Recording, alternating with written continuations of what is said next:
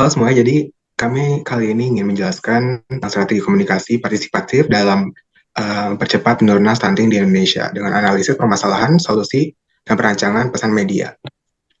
Jadi kelompok kami terdiri dari anggota, yaitu yang pertama Riki Malau, dan saya sendiri Fata Avanka dan Riki Syawal. Yang kita tahu, kalau stunting itu kan masih jadi masalah besar banget ya. Tahun 2023 angkanya tuh masih di sekitar 21,5%. Padahal target Indonesia tuh pengennya tuh turun ke 14% di tahun 2024.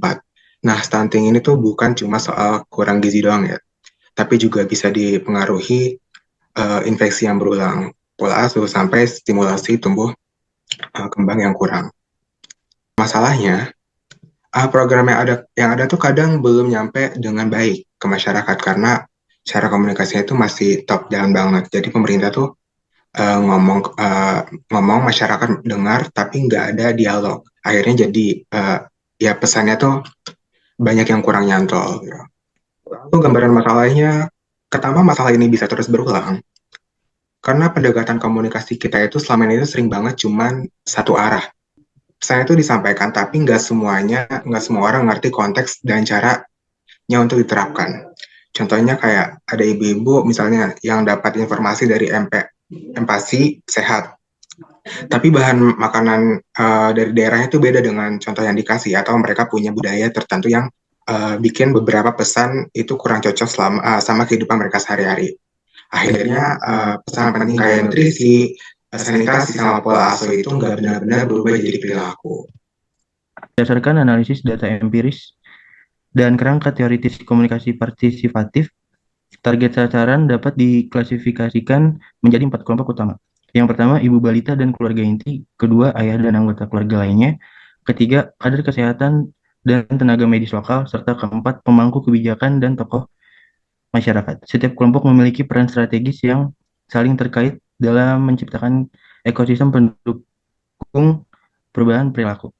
Selanjutnya, berbagai subjek komunikasi pembangunan, termasuk lembaga pelaksana, pembuat kebijakan, dan anak perempuan sebagai penerima manfaat, berada dalam bahaya jika regulasi batas usia perkawinan tidak diterapkan dengan efektif. Dikarenakan masyarakat dapat menganggap kebijakan usia minimal 19 tahun hanyalah aturan administratif yang tidak berdampak nyata di lapangan. Kegagalan ini dapat menurunkan legitimasi negara untuk melakukan tugas perlindungan anak. Baik, selanjutnya kita akan membahas terkait dengan landasan teori. Yang pertama adalah teori difusi inovasi yang dikeluarkan oleh Everett M. Rogers pada tahun 1962. Bahwa penyebaran inovasi praktik MPASI, sehat atau sanitasi bergantung pada 5 atribut krusial, yakni ada keunggulan relatif atau manfaat nyata yang dibanding praktik lama, kesesuaian atau compatibility dengan norma budaya, kompleksitas, kemudahan pemahaman, dapat dicoba atau triability, dan dapat diamati atau observability. Kita lihat juga di data empiris di Indonesia secara konsisten menunjukkan bahwa ketidaksesuaian budaya menjadi penyebab utama kegagalan program. Nah, berdasarkan penelitian yang kami cari, yaitu penelitian dari Universitas Indonesia pada tahun 2023, menemukan bahwa 62 intervensi stunting tidak berdampak karena mengabaikan atribut kesesuaian. Contoh nyatanya ini terlihat di Provinsi Nusa Tenggara Timur, di mana masyarakat adat di sana menolak bubur instan impor karena dianggap tidak sesuai dengan selera lokal, yang dinilai lebih akrab dengan pangan tradisional seperti jagung bose atau ikan asin. Ada di penelitian tahun 2022. Namun sebaliknya, keberhasilan program Desa Bebas Stunting di Lombok Barat pada tahun 2001 ini menurunkan prevalensi stunting dari 32% menjadi 18% dalam 2 tahun terlaksananya. Nah, ini tercapai karena inovasi MPASI berbasis bahan lokal seperti ubi jalar, tempe, ikan teri, yang ini memenuhi uji kesesuaian dan dapat dicoba. Lalu yang kedua ada komunikasi partisipatif atau Paulo Freire dan juga Alfonso Gomocchio Dagron. Pada teori ini sangat relevan untuk stunting, karena masalah ini tidak dapat diselesaikan hanya dengan intervensi teknis, melainkan memerlukan transformasi kesadaran kolektif, di mana bukti empiris di Indonesia menunjukkan bahwa pendekatan partisipatif menghasilkan dampak yang jauh lebih berkelanjutan.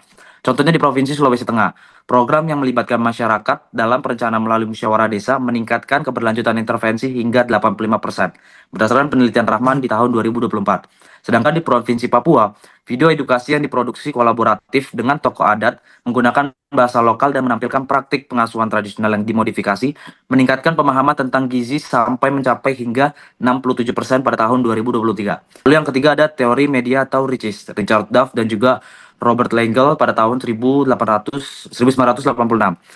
Di dalam teori ini mengingatkan bahwa kesenjangan digital membatasi penerapan media kaya di daerah terpencil. Contohnya di Kalimantan Barat, 42% warga desa kesulitan mengakses konten digital karena keterbatasan jaringan dan juga perangkat.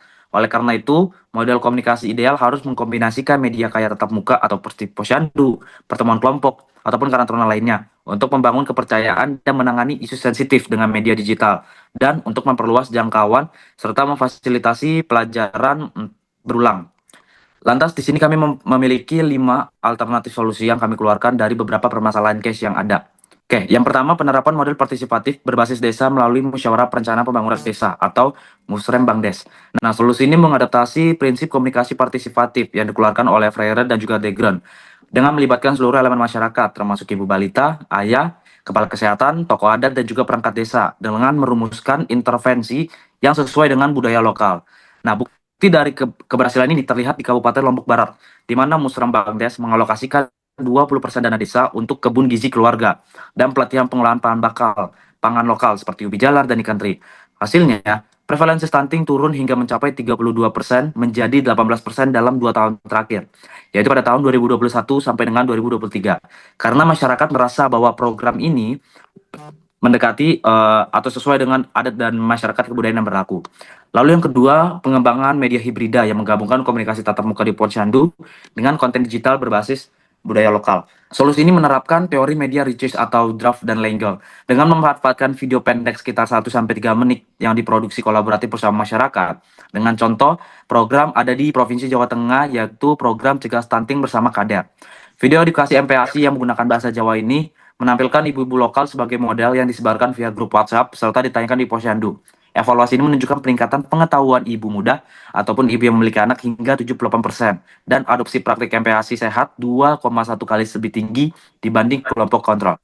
Lalu yang ketiga ada pemberdayaan ayah dan juga keluarga inti melalui sekolah ayah sehat dan integrasi program ekonomi produktif. Solusi ini menanggapi temuan Bank Dunia pada tahun 2023 bahwa 53% keputusan anggaran makanan di pedesaan ditentukan oleh ayah, serta penelitian di Sumatera Utara yang menunjukkan keterlibatan ayah menurunkan resiko stunting hingga mencapai 42%. Lalu yang keempat ada kebijakan adaptif berdasarkan data melalui sistem informasi stunting terpadu atau SISTUM dengan insentif fiskal untuk daerah berkinerja baik.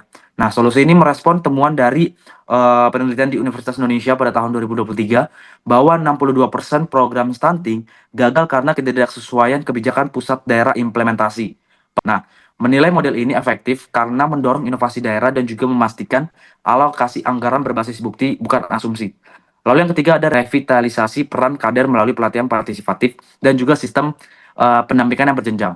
Nah, solusi ini menjawab temuan Kementerian Kesehatan pada tahun 2023 bahwa 57% kader merasa kurang percaya diri karena materi komunikasi yang tidak kontekstual. Nah, pelatihan ini menggunakan metode partisipatori. Learning kader diajak untuk bagaimana mereka bisa mendesain materi edukasi bersama para ibu dan juga tokoh-tokoh lokal yang ada di daerah tersebut. Nah, di Sumatera Utara model ini meningkatkan kepercayaan diri kader mencapai 90% dan mempercepat penurunan stunting 3,2 lebih cepat. Kunci keberhasilan kader ditempatkan sebagai fasilitator, bukan instruktur, sehingga komunikasi berjalan dua arah dan responsif terhadap kebutuhan masyarakat. Keberhasilan dari 5 alternatif solusi ini bergantung pada 3 prinsip komunikasi pembangunan, partisipatif masyarakat, kontekstualisasi budaya, dan juga pemilihan media yang tepat. Dengan implementasi yang tepat, yang konsisten, target penurunan stunting menjadi 14% pada tahun 2024. Capaian yang tangible yang seperti yang dibuktikan di Bali, Lombok Barat, dan juga di Deli Serdang. Nah, kesimpulan dan pembahasan yang kami dapat adalah stunting tetap menjadi tantangan multidimensi yang mengancam kualitas sumber daya manusia Indonesia dengan dampak jangka panjang berupa penurunan kognitif hingga 15 poin IQ, setara kehilangan 2 tahun pendidikan dan kerugian ekonomi mencapai 2-3% GDP per tahun yang dikeluarkan dari Bank Dunia pada tahun 2023.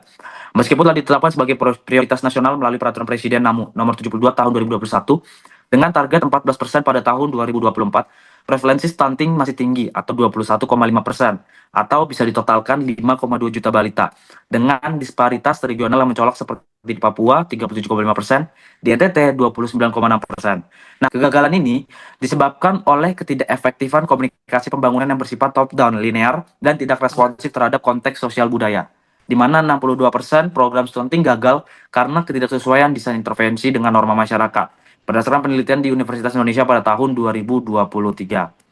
Nah, jadi pada tahun 2024, program ini bukan lagi angan-angan, melainkan pencapaian yang tangible seperti yang dibuktikan di Bali, Lombok Barat, dan juga di Serdang, di mana keberhasilannya bergantung pada 3 pilar komunikasi: partisipasi masyarakat, kontekstualisasi budaya, dan pemanfaatan media hibrida. Dan ini merupakan daftar pustaka atau rujukan jurnal yang kami dapatkan ketika menyusun makalah yang kami susun ini. Baik, demikian presentasi yang dapat kami bawakan pada hari ini. Semoga presentasi kami bisa menjawab dan juga menjadi solusi bagaimana pencegahan dan penurunan stunting di negara Indonesia kita. Mungkin itu saja yang bisa kami sampaikan. Saya Kevin, Syawal, dan juga Fatka pamit undur diri. Akhir kata, wassalamualaikum warahmatullahi wabarakatuh.